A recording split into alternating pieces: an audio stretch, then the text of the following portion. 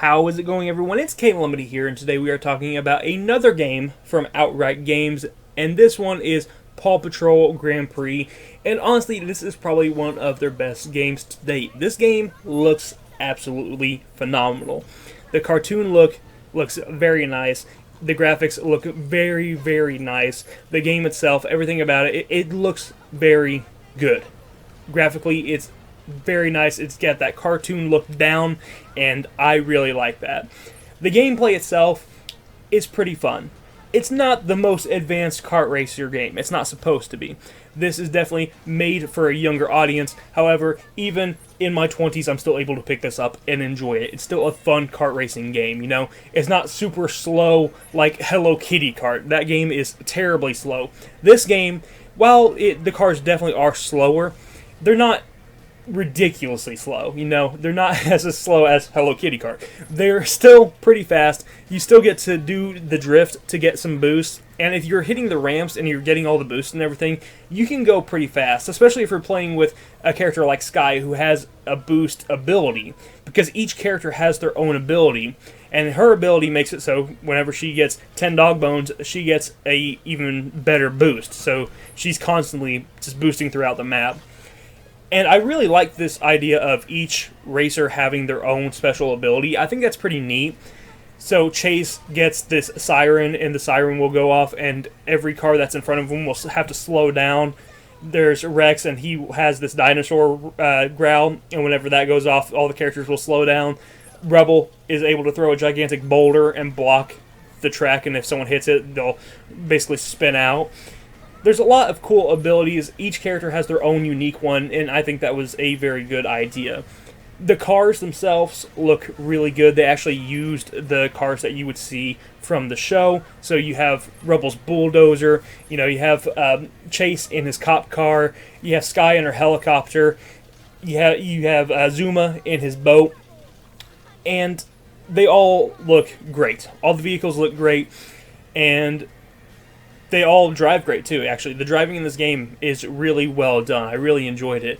I also thought that the way the tracks look, the treads look on Rebel's bulldozer, and there's another character who has treads, and the name slipped. Everest, her treads on her vehicle.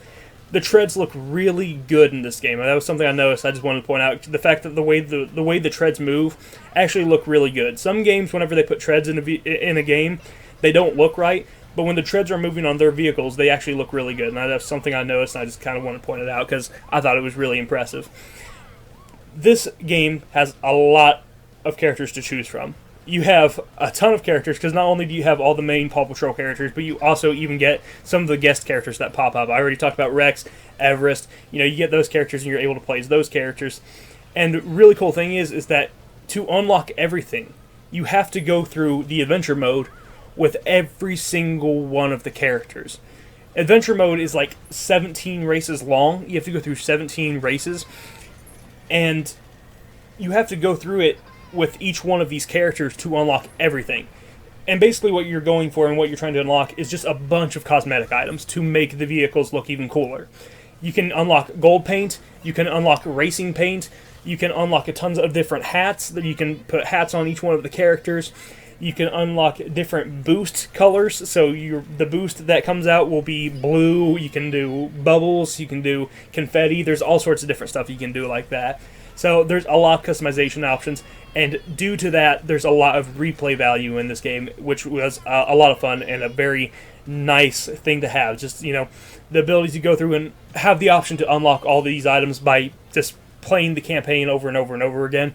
I like that. I was happy that option was there, and I did. I played through it as every single character, and I unlocked everything because I just really enjoyed this game. The maps themselves, the tracks, are very well designed. I like every single one of them. Sometimes it feels like the turns are too sharp for the actual vehicles themselves, so when you're going into a turn, it feels like no matter what, you're going to hit a wall sometimes. And that's just on certain maps and just certain corners on certain maps, you know. But it is something I noticed, and I think that the turning probably could have been done a little bit better, but that's a very minor complaint. You know, it's not a deal breaker or anything like that. It's just something I noticed that I think could have been done better. In terms of the boost ability in this game, it's definitely dumbed down, an easier version. Basically, all you have to do is hold the A button, and you have to basically try to get the pointer on your gas gauge in the green, and as long as you have it in the green, you're going to get the boost. And it's really easy to get it, because you just have to basically balance it. And they did that, obviously, on purpose, because this game was made, like I said, for a younger audience, so it's easy to get that boost. When it comes to the achievement list, the achievements are pretty easy as well. Again, it's just completing the game over and over again with every single character. The only achievement I actually don't have, which drives me nuts, is win a 4-player race. Because I don't have 4 controllers to win a 4-player race. So that one, I don't like that achievement. I wish they would have just done like a split-screen race. But no, they had to do 4 players. So now if I want to get, you know, 1,000 out of 1,000 gamer score, I have to get 2 more controllers, which is kind of crazy. But, you know, is what it is. It's not really a big deal. I just kind of feel like throwing it out there because I like achievements and I know other people do as well. So there's that. So the game itself, it's a lot of fun. Like I said, you get a lot of maps. You have the 17 different tracks in the actual campaign mode, and they're not all different. You are replaying some of the maps, but what they do is they give you the ability to play these maps in nighttime mode as well. So you race through these maps in daytime, and then you race through some of them again at nighttime. But whenever you go into free play mode and you press the single races, you actually can go through any of the maps, no matter what track it is. You can pick any track and you can go through it daytime or nighttime. And I like that feature. That's a really nice feature. And it just gives you more, again, customization. It gives you more, it feels like it gives you more variety of tracks to play. Because while, you know, you may get bored with the tracks that are available, you can turn it over to nighttime, and while it's still the same track, it does have a little bit of a different feel to it, which I like quite a bit. You know, it just gives you a little bit more gameplay value, and I appreciate that. There isn't really any Grand Prix mode, which is the one thing that I kind of wish that there was. You know, there's no cups to win or anything like that. It's literally just adventure mode, and then there's the single race and quick race and stuff like that. But I wish that there would be some Grand Prix, because I like the cups where you select a cup, you do 4 races within the cup, and then you go to the next one. You can make your own playlists. You can select maps, and you can basically, you know, select however many you want. You want to select 2, you want to select 4, you want to select 6. You can select however many you want, and you can go through them all in one sitting. But it's not organized like how, you know, the general cups would be, like the general Grand Prix modes that you see would be set up. You know, it's definitely not the same as like your Mario cups, your Sonic cups, or anything like that. It's just basically making your own playlist. So I mean, it's not bad. It's just I would have preferred there be some preset playlists to play, so you could go through and win some cups. I guess that's my main complaint. The game itself isn't super difficult. There's a couple times I lost races, but it was like at the very end of the race and someone used their ability on me, and that's basically the only time you're going to lose. And that's on hard mode. It's just, you're not going to lose in this game very often. It's just not going to happen. It's not that type of game. And one thing I did like, and I wanted to mention as well, is that there is a feature where basically there's traps on the map, and the traps are set by a character named Mayor Humdinger. And while he is always on during the adventure mode, when you're doing the single races, you actually have the ability to turn Mayor Humdinger off, so you don't have to have the traps set on the tracks, which I thought was a nice little touch. Again, just more customization. There's a lot of customization to these races, which is really neat. So the very last thing I want to talk about, everything pretty much has been pretty good so far. The one thing that is a little bit on the downside for me is the dialogue.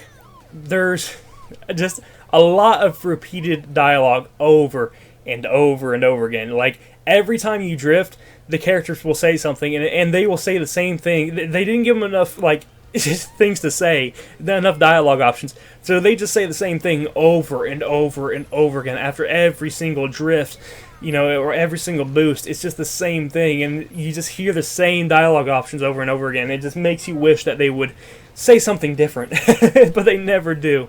And that's a little bit aggravating, because it gets to the point where I'm tempted to mute the game half the time, because I'm just like, okay, I don't want to hear this. You've said the same thing.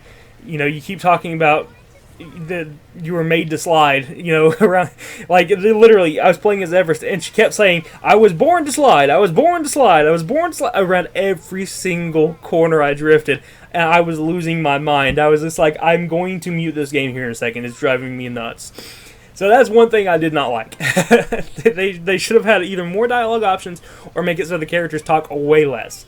I mean, at least there is voice acting, and the voice acting is good. It's just that there's too much repeated dialogue. And I really could have done without that. So that's one big negative against this game.